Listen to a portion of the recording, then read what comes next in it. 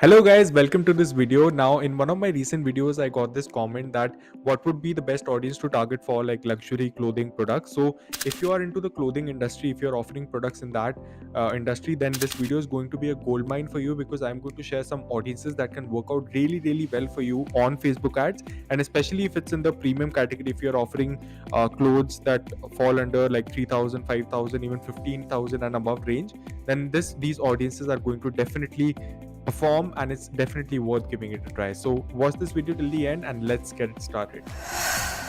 Yes, so now we are on the ad set level where we set the audience. So the very first audience that I suggest for you is a direct audience. You type in clothing and you'll get a direct clothing interest.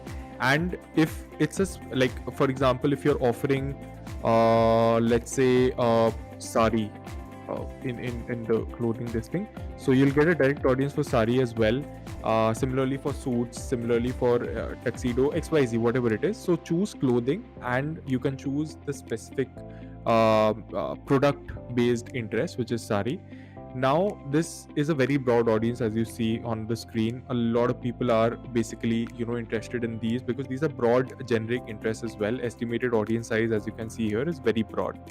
Now I will suggest you to narrow it down, especially if you're offering a premium range. For example, if your saris are starting from 2,000 and going up to 50,000, 70,000 as well, you would not want to show your ads to people who are not really having, who do not really have the potential to pay. So first filter that I would suggest is type in high value, and you'll find people in India who prefer high value products. So this becomes your first combination wherein you are targeting people who are interested in your product plus have the potential to pay by this prefer high value goods, because this is the audience that Facebook has categorized based on the previous purchases that these people might have made. So these people might have purchased a phone, a high value product like an iPhone or XYZ, and that's why they fall into this category. So this is the very first audience. Now showing the second audience that is worth giving a shot, which is the competitor audience, you can call it that way. So basically your target audience, what are the other brands that your target audience might be interested in? So if I am into luxury clothing, then I will go ahead and put Armani as one of the interests, and the next thing that you have to do is just go to suggestions, and then Facebook will do the rest for you. It will suggest all the fashion brands that are in the luxury space, and you can select all of them, right? I'll select 7 to 8. Yes, so you can select up to 10 to 15 fashion brands who are into the luxury space. And if people are watching, like going through products of these brands, then definitely you can assume that 80 to 90% of these people are having interest in luxury clothing space. Now again, it is a very broad audience, as you see here. You can do two things. One is, if you're offering, let's say if your range is not that premium, if it is up to 10-15k, then you can just choose these interests. But if your range is even above that, then I would obviously suggest you to put a filter of high value, just like we had done in the first part, because I mean, your products are high valued and you only want to show to people who have the potential to pay that high value as well. So this becomes your second set of audience. So first set of audience was the direct audience. This is the competitor based audience that you can try out. And the third set of audience is, now this has a condition that if you have been running ads from before, at least I would say if you have spent like 40-50k on your ads account, you will have at least some 2-3 lakh impressions and above 1,000 link clicks.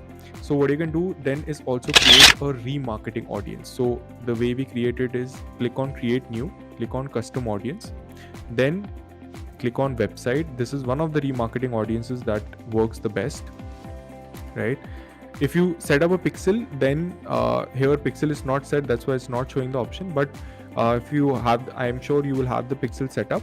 So then you can choose to target people who have visited your website in the last 180 days or last 30 days or last 60 days or 90 days, depending on when you have started your ads, right?